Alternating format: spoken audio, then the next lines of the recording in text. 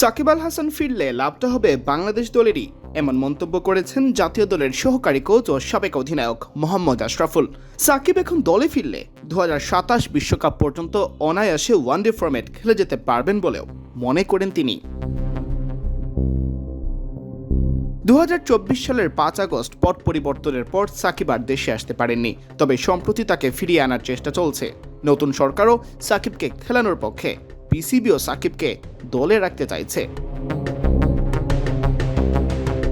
সাকিবের ফেরা বা ফেরানোর প্রক্রিয়া কতদূর জানতে চাইলে আশরাফুল বলেন, না, আমাদের কাছে কোনো ইনফরমেশন নাই, আপনাদের মাধ্যমে যতটুকু শুনতে পারি।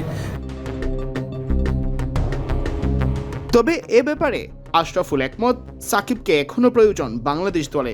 অন্তত ওয়ানডে ফরম্যাট চালিয়ে গেলে সাকিবকে তিনি দেখছেন বিশ্বকাপেও, যে বিশ্বকাপে কোয়ালিফাই করার জন্য সাকিবকে প্রয়োজন।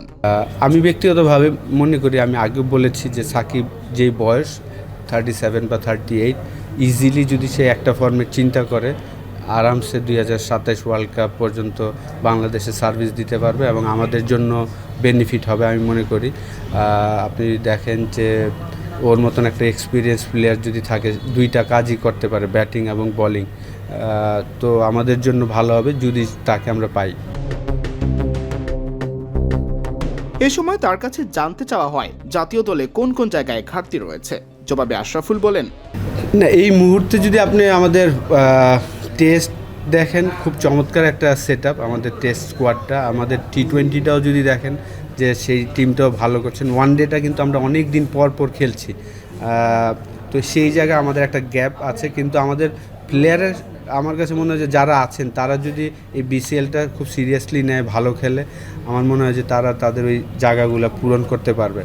অবশ্যই ওই জায়গাগুলো খেলছেন যারা, তারা পারফর্ম করছেন, কিন্তু ম্যাচ উইনিং ইনিংসগুলো আমাদের প্রয়োজন। তো এই বিসিএলের পরে আমরা বলতে পারবো যে আসলে আমাদের কোন জায়গাটা প্রয়োজন বেশি। 2027 ওয়ানডে বিশ্বকাপে সরাসরি খেলতে হলে কিছু হিসেব নিকেশ এবার মেলাতেই হবে বাংলাদেশকে। সাকিবকে দলে ফেরানোর পক্ষে থাকা আশরাফুল নজর রাখছেন সেদিকেও। অবশ্যই দেখেন, আপনি যদি দেখেন যে আমাদের 3টা ফরম্যাটের মধ্যে 2টা ফরম্যাট আমরা ভালো ক্রিকেট খেলছি। ওয়ান ডেটা লাস্ট 1-1.5 বছর হয়েছে যে আমাদের বেস্ট ফরম্যাট ছিল, সেই ফরম্যাটটাতে আমরা একটু পিছিয়ে আছি। কারণ আপনি যদি দেখেন যে এই ফরম্যাটটাতে আমাদের মুশফিক, মাহমুদুল্লাহ, সাকিব, 3টা বড় প্লেয়ার মিডল অর্ডারে, এই 3জন চলে যাওয়ার পরে যারাই খেলছেন পারফর্ম করতেন, কিন্তু রেজাল্ট আসছে না আমাদের।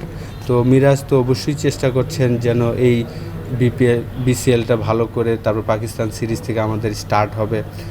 আপনারা জানেন যে 2027 ওয়ার্ল্ড কাপ খেলতে হলে আমাদের টপ 7-8-এ থাকতে হবে। সেইটা একটা, প্রত্যেকটা সিরিজ, প্রত্যেকটা ম্যাচ আমাদের জন্য ইম্পর্টেন্ট। সেই জায়গায় মিরাজ প্রচুর ফোকাস।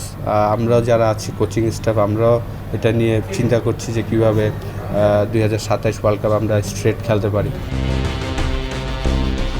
সিয়াম চৌধুরী, বিডি ক্রিক টাইম।